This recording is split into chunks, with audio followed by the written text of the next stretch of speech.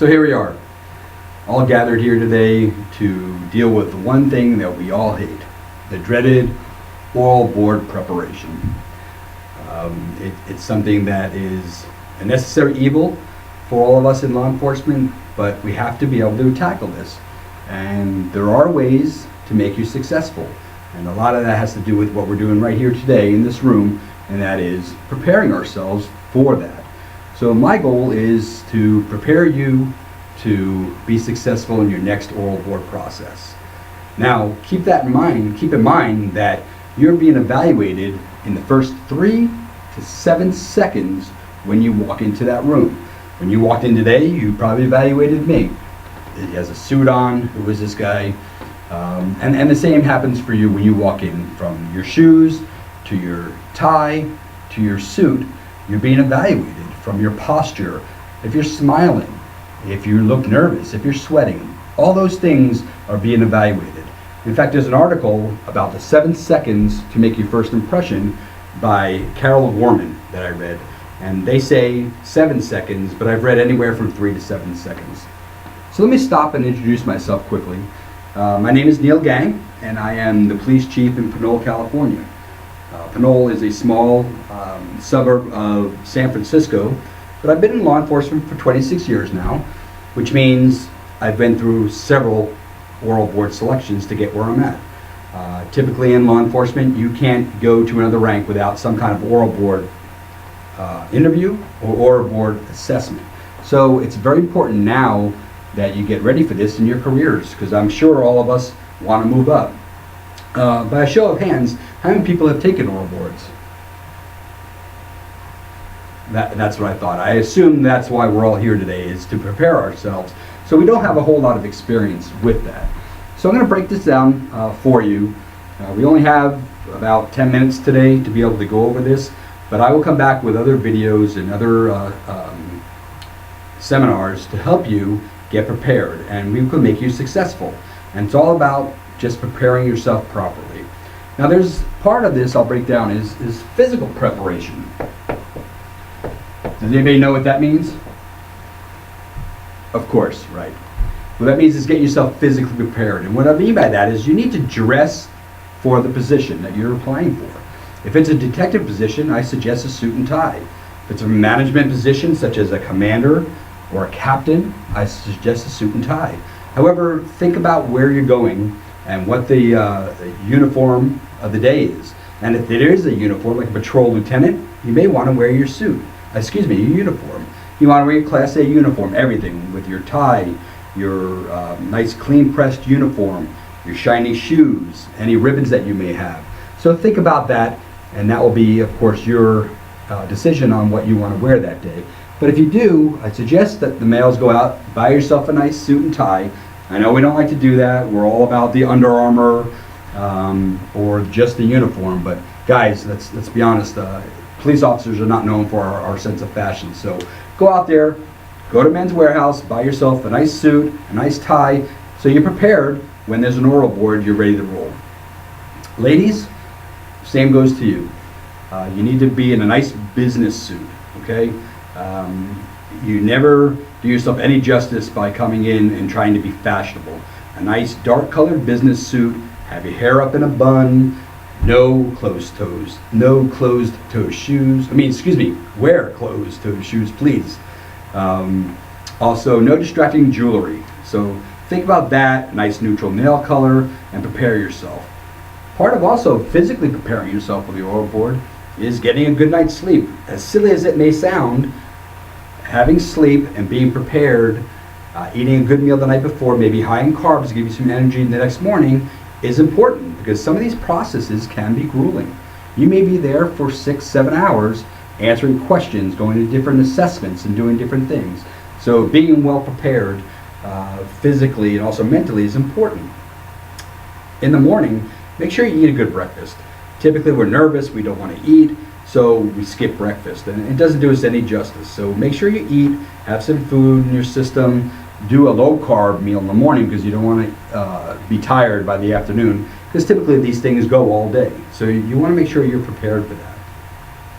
The other thing that you have to think about is maybe prior to going through this is get yourself physically fit. Get into an exercise program. Go in a couple of days a week, do some cardio, get yourself prepared for this next position. Because like I said, the person that is prepared better always does better on the oral assessment. Now the other part I want you to talk about is pre-plan. What do I mean by that? What I mean by that is pre-plan your answers. You know typically oral boards are going to have the same type of answers, questions. So prepare yourself. If you're not preparing yourself to answer certain questions right off the cuff, then you're really doing yourself an injustice because somebody else is, and they're going to be your boss one day. So what I'm talking about is, what have you done to prepare yourself? I mean, that's a typical question, right? What have you done? Make sure you have something planned to be able to answer that. What are some of your strengths and weaknesses? Many of us have a difficult time coming up with those. Strengths were fine, but for some reason nobody has any weaknesses. So I suggest that you really have some introspective thought and think about what are your weaknesses and have a plan for how you're going to overcome those weaknesses. I'm telling you right now, I've sat on a lot of oral boards. The person that says I have no weaknesses usually is not the guy who gets the job. So think about that, okay? And the other thing is, what may be your 3-year career plan? Give a 3-year career plan and expect to tell them where you want to be and have some vision when you give that answer. Another thing you want to think about also is, why should we choose you? They may ask you that straight up. Why should I choose you over these other 10 competitive people? And you better have some unique talents or unique skills that are going to set you aside. One of the key things I want you guys to not fall into a pitfall of is stop assuming that they know or they read your resume or they know who you are. They don't, okay? They're going to come in that morning. You may or may not know some of the assessors, but if you do, have the same philosophy. They don't know anything about you. I sat on an oral board one time with one of our employees back in Arizona, and he was the Officer of the Year, made up a lot of arrests, but you know what? Not one time throughout that day did he tell anybody that he made Officer of the Year. And that was huge. It's a huge window of opportunity that I felt that he missed. So think about that. Tell them what you want them to know, and don't assume they know you at all. So the other part that comes up next is, excuse my back, is research. What do I mean by that? Anybody? Right. What you want to do is you want to research this position. Typically there'll be a flyer that will be put out that will list skills, qualifications, experience, training, maybe education. Everything will be in that flyer. So read that flyer so you can help prepare yourself for the oral board. Typically that flyer will be able to tell you what they're looking for and what skills and attributes that they're going to interview on. They take that off that flyer. So don't lose that window of opportunity as well. So part of your research also is meet with the supervisor who's putting out this position. Meet with the detective sergeant. Meet with the patrol lieutenant. Whoever it may be that may be the supervisor of that unit or division, you want to meet with them. Sit down, see if they have some time, and really just sit down and see what they're looking for. Make sure that you have and you present yourself on that day to your best abilities to what they're looking for. Typically, they will show their hand on what kind of skills and attributes, personalities that they're looking for. So sit down and talk with them. Something that I've always done, which I felt was important, always see if you could schedule a meeting with the chief of police. See what his vision is for this unit or this division. Because a lot of times our perceptions at the patrol level are not going to be what he expects or what his vision is or where this unit's going to be in the next 3 to 5 years. So sit down, explain your interest to him, and find out what he's looking for. It can't hurt, and it really sets you apart. So this way when they say, what have you done to prepare yourself? You can already say, hey, I met with the chief of police and I learned this A, B, and C. So try and use that as well. And the last thing that I'll finish with, because I only have a short time with you today, is practice. I can't understate that importance of practice. Practice, practice, practice, please.